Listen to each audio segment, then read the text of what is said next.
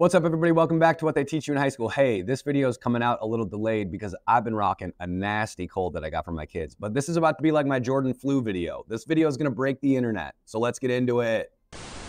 Hey, today we're talking about the Bill of Rights. And if you need to know one thing about the Bill of Rights, that obnoxious kid who's always shouting out-of-pocket things in the back of the classroom and then demanding that he has free speech, you can take the Bill of Rights for that. Welcome back to What They Teach You in High School.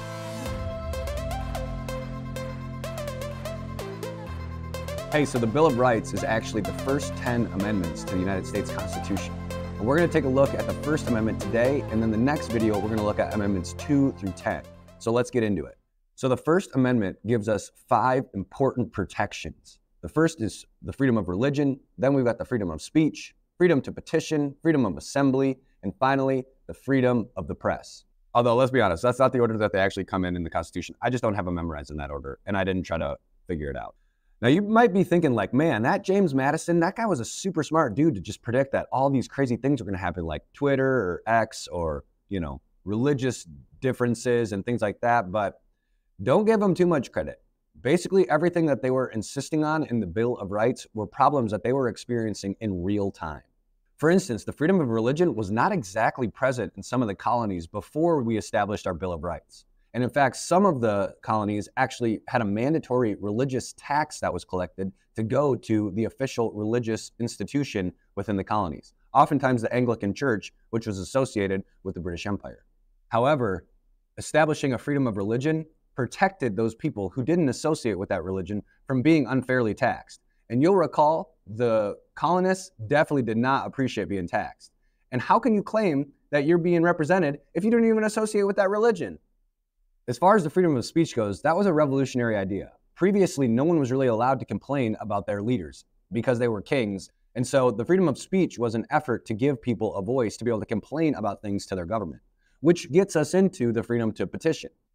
Now, most of us aren't writing letters these days, but back in the day, that was like a super cutting edge form of technology. It wasn't always that you could just write a letter to somebody and then 1,000 miles away, they'd get it and understand the information you were saying.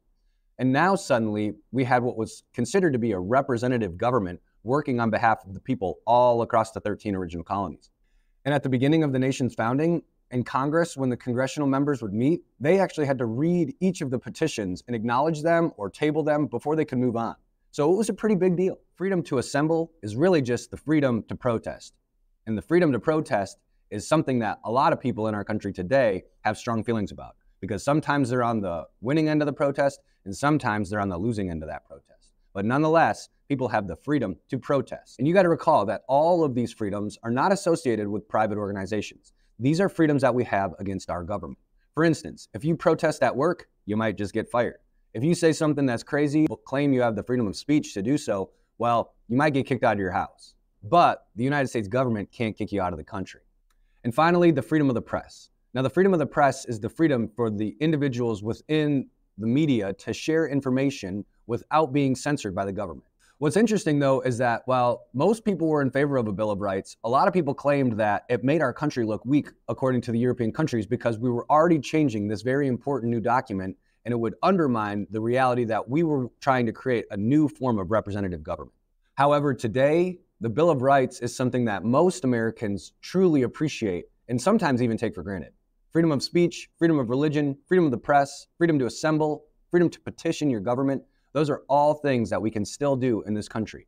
And Article 3 of the Constitution, which established the judiciary branch, they determine what these freedoms actually mean by creating laws around them and referencing these amendments as they do so.